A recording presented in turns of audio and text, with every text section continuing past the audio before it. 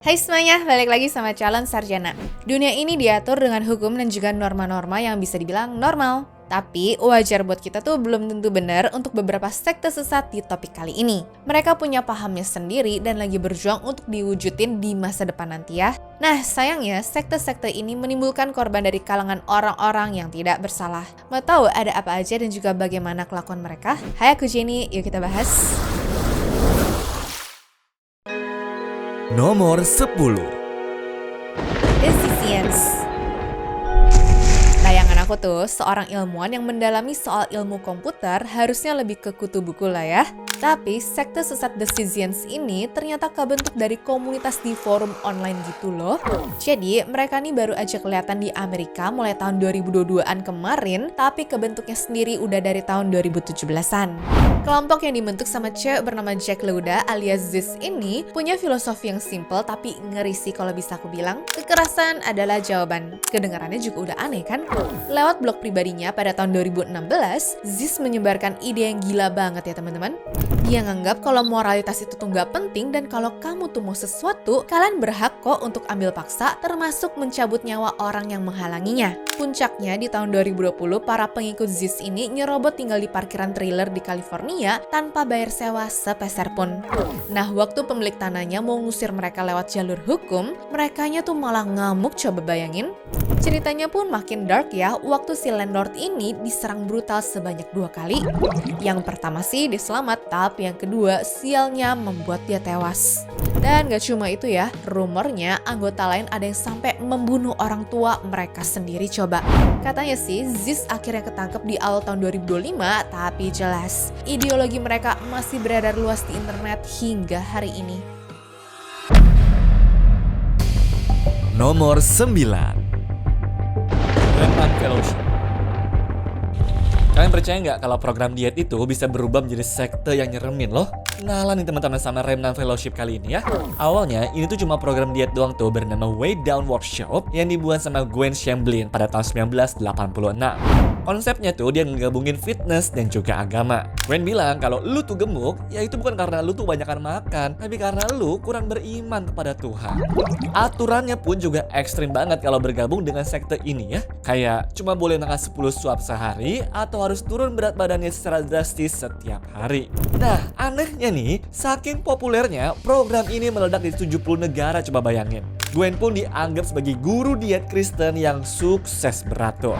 Tapi di tahun 1999, red flag-nya mulai kelihatan. Ini semua dimulai saat Gwen tuh beli tanah luas di Tennessee, Amerika Serikat dan membentuk komunitas sendiri. Pengikutnya disuruh pindah ke sana semua teman-teman. Lalu dikasih kerjaan di perusahaan miliknya si Gwen dan diminta untuk tinggal di properti dia. Tujuannya jelas ya, untuk kontrol total. Kalau kalian keluar dari sekte, ya lu tuh bakal kehilangan rumah, kerjaan dan juga temen. Sisi gelapnya pun juga semakin parah waktu ajaran itu soal disiplin anak memakan korban.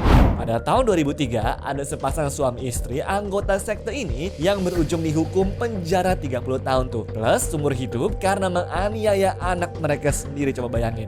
Yaitu Joseph Smith sampai meninggal dunia demi ketaatan. Padahal umurnya itu baru 8 tahun teman-teman. Gwen sendiri lolos dari hukumnya, tapi reputasinya mulai hancur karena dianggap membela para pelaku. Nah, puncaknya pada Mei 2021, Gwen Shamblin tewas dalam kecelakaan pesawat pribadi bareng dengan suaminya dan petinggi sekte lainnya. Pesawatnya jatuh ke danau sesaat setelah take off tuh. Banyak yang mengira kalau sekte ini tuh bakal bubar, tapi salah teman-teman. Ternyata The Remnant Fellowship masih jalan terus tuh dan juga sampai sekarang malah dipimpin oleh anak-anaknya si Gwen. Nomor 8. The Brethren. Aku nih bukannya mau bahas-bahas soal agama atau apa ya, tapi masalahnya ini ada kaitannya sama ajaran Kristen soal hidup sederhana. Terus apa sangkutannya sama The Brethren atau The Road Ministry yang dianggap sebagai gerakan sekte agama ini? Ya bisa dibilang mereka paling gak berbahaya sih. Cuma ada tapinya nih, dan semua ini dimulai dari Jimmy T. Roberts yang dari tahun 70-an udah kecewa sama ajaran gerejanya. Mantan marinir Amerika ini menilai kalau kondisi saat itu terlalu komersial dan juga tidak disiplin. Jadi dia menyayangkan dan juga mulai coba menentang, salah satunya dengan hidup sederhana seperti di zaman dulu. Cuma caranya itu kelewatan ya, karena mereka tuh suruh umatnya untuk tidak mencintai uang dan juga meninggalkan semua harta bendanya. Termasuk rumah dan juga keluarganya juga kena jadi imbas ya teman-teman.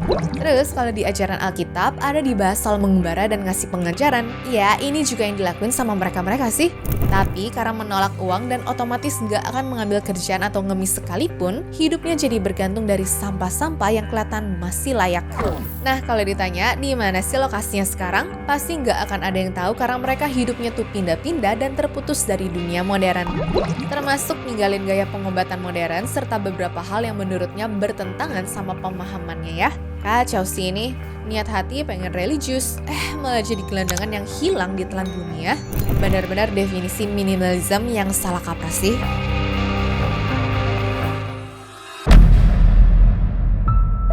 Nomor 7. Arelian Movement. Kasus yang satu ini jujur absurd banget sih, dan anehnya para pengikutnya tuh juga bisa percaya aja coba. Ya lagi bayangin aja teman-teman, kalau ada satu agama nih yang percaya bahwa manusia itu diciptakannya sama alien. Bener guys, kalian tuh gak salah dengar.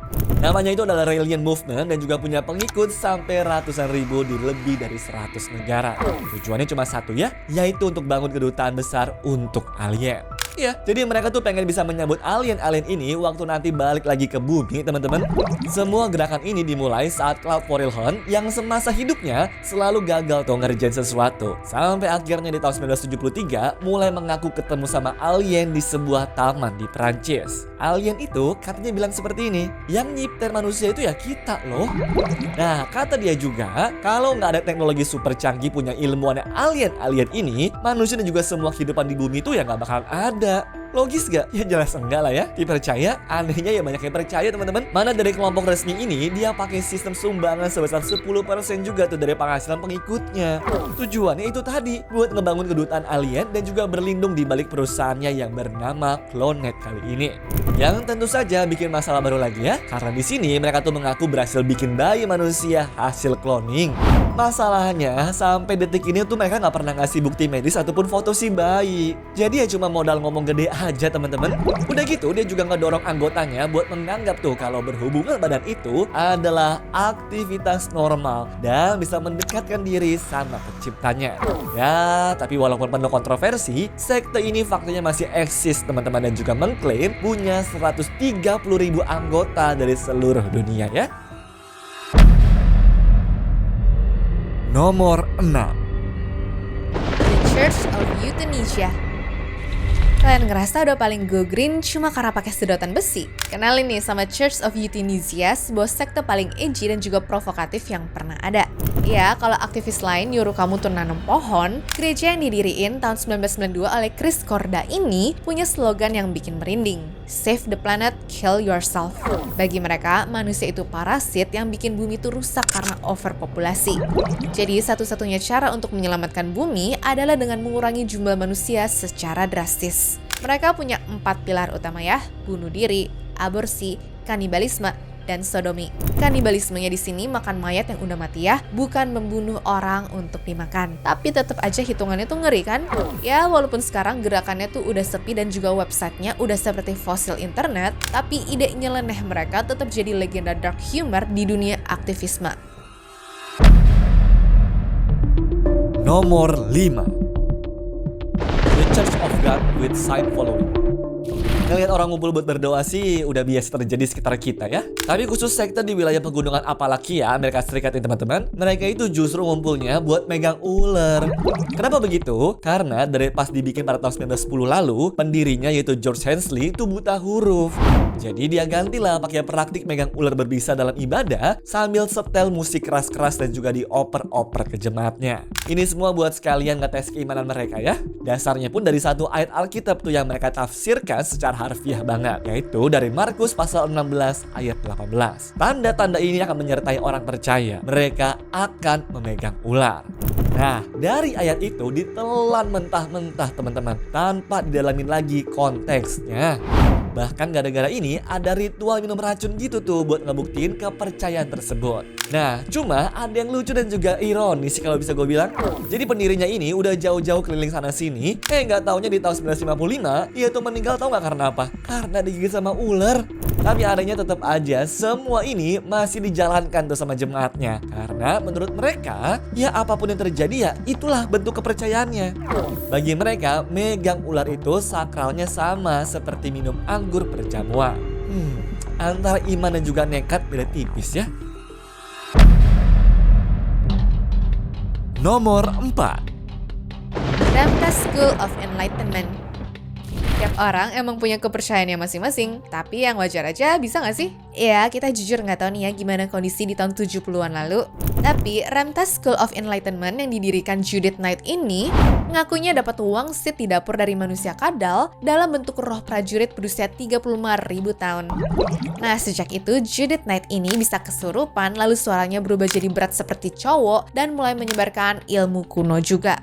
Yang diajarin tuh awalnya terdengar ala law of attraction gitu ya teman-teman. Manusia itu Tuhan bagi dirinya sendiri dan kita bisa ciptain realitas kita sendiri. Tapi lama-lama bisnis spiritual ini makin red flag parah. Sekolah yang dia buka pada tahun 1988 ini ngeruk uang gila-gilaan dari pengikutnya lewat seminar mahal. Ajarannya pun semakin ngaco, mulai dari ramalan kiamat banjir besar, teori konspirasi soal manusia kadal yang hidup di gunung, sampai ngeklaim kalau ada manusia kadal yang bisa menyembuhkan penyakit mematikan tanpa bantuan dari dokter. Walaupun kedengarannya tuh sungguh nggak logis, sekolah yang kelasnya harus bayar 5 jutaan rupiah tiap pertemuan tuh ternyata masih laris manis loh. Namun sayangnya akibatnya tuh fatal banget. Ada pengikutnya yang berujung meninggal karena lebih percaya penyembuhan energi daripada medis. Ya, meskipun begitu, Judith Knight yang sekarang udah nenek-nenek masih eksis loh, dan cabangnya pun ada di 35 negara lebih ya teman-teman. Nomor 3. Kingdom of God Global Church. Pernah lihat gak influencer pamer harta? Itu mah biasa ya. Kenalan nih sama David A. Taylor, pemimpin Kingdom of God Global Church teman-teman. Di mata pengikut setianya, dia ini udah kayak superhero. Dia ngaku bisa nyembuhin dan juga bangkitin orang mati, ngebongkar sindikat perdagangan manusia, sampai sering ketemuan langsung sama Tuhan. Terdengarnya too good to be true kan? Nah, di balik klaim ajaib itu, banyak sisi gelap yang mulai ke-spill nih teman-teman. Banyak laporan miring yang nuduh dia tuh ngelakuin pelecehan seksual, manipulasi jemaat dengan bikin mereka tuh kurang tidur, sampai pakai duit donasi buat gaya hidup hedon. Bahkan gerejanya aja terletak di sebuah mansion dalam lahan seluas 5,9 hektar. Jadi dari luar tuh memang kelihatan kayak gereja mewah, tapi di dalamnya udah kayak perbudakan modern yang dibalut teman-teman pakai agama sama tuh orang ya. Bahkan ini aja bisa kebongkar gara-gara bantuan FBI loh. Nomor 2. Universal Medicine. Berikutnya, ada gerakan atau sekte yang katanya bisa nyembuhin, tapi ujung-ujungnya cuma jual kebohongan. Ya, itulah yang bisa menggambarkan kondisi dari Universal Medicine ya. Konyolnya, Sergey Benhayon yang dulunya mantan pelatih tenis di Australia, dapat pencerahan untuk bikin sekte ini di tahun 1999 dan pas lagi buang hajat. Jadi, pencerahan yang didapat tuh dia ngakunya bisa menyembuhkan orang-orang pakai jarum akupuntur, buka cakra, dan pelecehan yang dibalut pengobatan seperti mijat bagian atasnya cewek gitu ya teman-teman. Terus ceritanya dibumbuin lagi sama dia dengan berkata kalau orang cacat di dunia ini tuh terlahir karena dosa di kehidupan masa lalu. Kebanyakan dari mereka itu mungkin aja diktator, koruptor, ataupun politisi yang busuk. Dia juga jago ya memanipulasi orang yang lagi sakit keras untuk menyerahkan harta warisan ke dirinya. Alasannya, kalau duitnya dikasih ke anak-anak, nanti energi ginjal si pasien bakal rusak di kehidupan selanjutnya. Gara-gara ini ada satu pasien yang ngasih warisan 20 miliar lebih dan jelas ya, bikin keluarganya tuh ngamuk lah. Puncaknya di tahun 2018 ada jurnalis pemberani yang namanya Esther Rocket berhasil membongkar borok sekte ini. Nah, beruntungnya juga si pemimpin itu kepancing emosinya sehingga bisa kebongkar semua, terutama karena ada mantan anggotanya yang ikut bersaksi. Tapi walaupun udah dianggap sekte yang berbahaya, anehnya si penemu wangsit ini tuh gak pernah dipenjara loh. Juri mutusin kalau semua tulisan Esther ini benar dan juga secara hukum, Universal Medicine itu sah disebut sebagai sekte berbahaya. Sergey pun cuma mesti bayar biaya hukum jutaan dolar dan sampai hari ini sektenya tuh masih beroperasi di Australia serta jualan produk penyembuh mereka. Jadi harapannya setelah tahu informasi ini kalian hati-hati juga ya. Seenggaknya kalau ada ajakan kayak gitu tuh bisa langsung keinget sama kasus dari sekte-sekte di topik ini ya teman-teman. Nomor 1. Order of the Solar Temple. Sekte terakhir yang akan kita bahas kali ini tergolong sekte elit ya. Dibentuk pada tahun 1984 di Jenewa, isinya tuh penuh sama orang-orang kaya, orang berpendidikan, dan juga upper middle class yang gabut sama agama konvensional. Mereka ini tuh terobsesi banget sama gaya Satria Templar pada zaman dulu teman-teman. Jadi mereka nerapin lah peringkat-peringkat seperti struktur prajurit gitu, tapi pakai kepercayaan yang terlalu ekstrim. Misalnya karena peringkat kesatria ini tuh adalah yang tertinggi dan juga nggak bisa sembarangan, jadinya dianggap sebagai orang terpilih kan nih buat dapat kebenaran. Tapi masalahnya, ajarannya itu dark banget. Pemimpinnya nguci otak mereka dengan bilang kalau kiamat itu bakal datang di pertengahan tahun 90-an. Dan solusinya, mereka harus cabut dari bumi buat pindah ke planet yang lain. Masalahnya, tiket buat ke sana tuh bukan naik roketnya Elon Musk ya, tapi lewat kematian dan juga api. Mereka percaya kalau mati itu cuma ilusi dan api adalah kendaraan suci. Akibatnya, terjadilah tragedi massal di tahun 90-an tuh, di mana lebih dari 70 anggotanya tewas di Swiss, Kanada, dan juga Prancis. Sebagian bunuh diri, tapi banyak juga tuh yang sebenarnya dibunuh dulu sebelum dibakar. Dan begitu hari pembebasan telah terwujud, polisi juga menemukan 23 orang yang meninggal dengan cara mengenaskan serta membentuk pola seperti matahari. Persis nih kayak namanya, kan solar itu bisa diartikan sebagai matahari ya? Kenapa begitu? Karena menurut kepercayaannya mereka, ini baru bisa terjadi kalau mereka tuh ngelakuinnya secara massal sambil membentuk simbol tadi. Bener-bener sesat sih yang terakhir ini ya. Anyways, cukup sampai di sini ya guys video hari ini. Sampai jumpa di video selanjutnya. Dah.